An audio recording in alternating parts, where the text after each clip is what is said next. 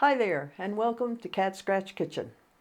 Do you go to TGI Fridays for that famous glossy Jack Daniel's Glaze? It's been a menu superstar since it first debuted back in 1997.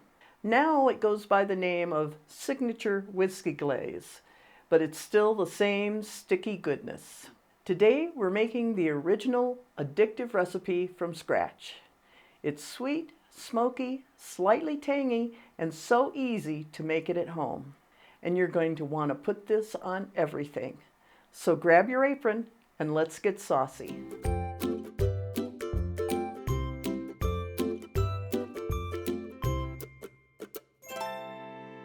First thing I'm going to do is I'm going to roast some garlic. Now, you can use fresh minced garlic or the jarred minced garlic if you prefer, but this is something you want to know how to do anyway. If you roast the garlic, it's going to give it a deeper taste in your glaze. You're going to love it. And if you have it roasted, you can freeze it. You can use it with butter to make the best garlic bread. Put it over your pasta. It's just something you want to have anyway. So it's good to know how to do it.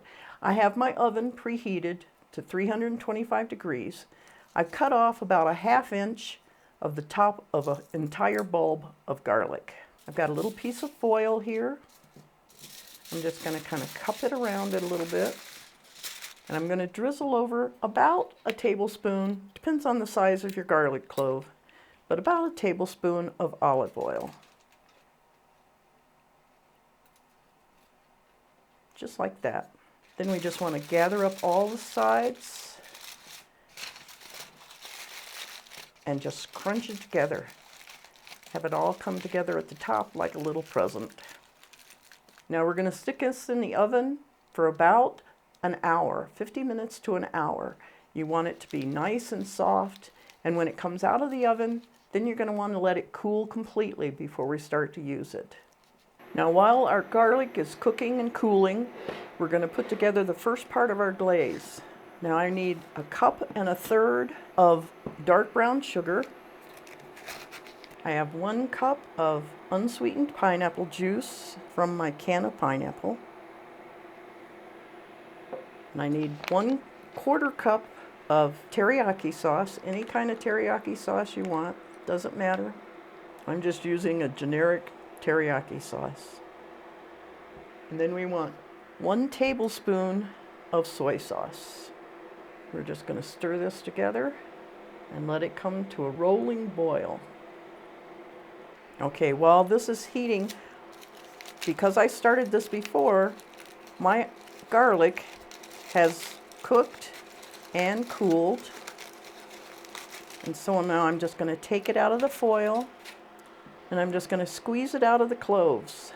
And it's just going to pop out. Now when you make your roasted garlic, you can store it in the freezer so it's available anytime you want to use it. Now we only need 2 teaspoons of this, and I want to make sure that it's really nicely smushed and chopped up so it's like a paste.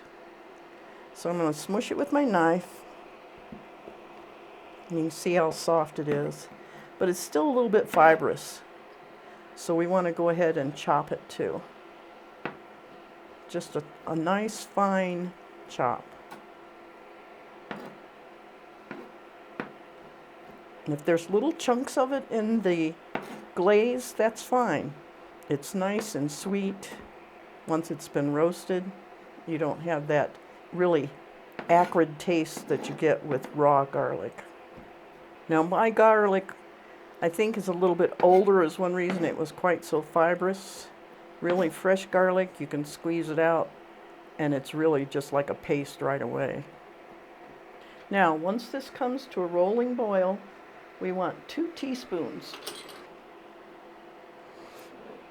I'm just going to lay it on my knife here. And the rest of it I'll freeze and use for garlic butter or make a garlic butter compound to put on burgers or steaks when they're grilling. It's a perfect time of year for that. Okay, we've got it at a nice rolling boil. At this point, we want to reduce the temperature so it's just at a gentle simmer. And we're going to take our garlic and dump it in. And just kind of stir it around.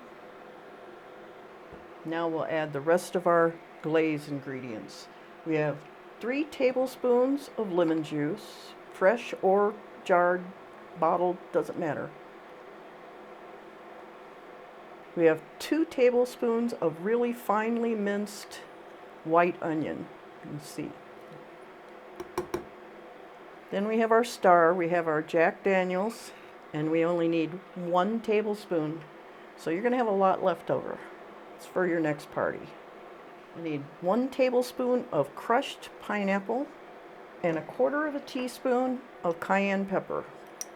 So we're going to stir this all together, and now we're going to let it cook on just a gentle simmer until it's reduced by half. And that's going to take about an hour, maybe an hour and 10 minutes.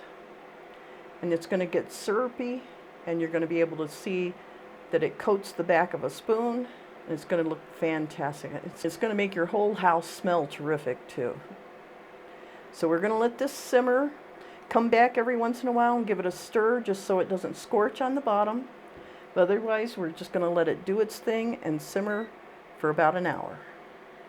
Okay, after an hour, you can see how thick and sticky our glaze has become. It's going to thicken up a little bit more in the fridge. If it gets too thick, you can always thin it out with just a little bit of pineapple juice or water, and it's ready to use. It's fantastic on burgers, on salmon, on chicken, just about anything. If you love these copycat recipes and want to help support the channel, please consider checking out our brand new Patreon page linked in the description. Every little bit helps me bring more of these secret recipes to life. Thank you all so much for watching. Hit that subscribe button and I'll catch you in the next video. And until then, have fun in the kitchen.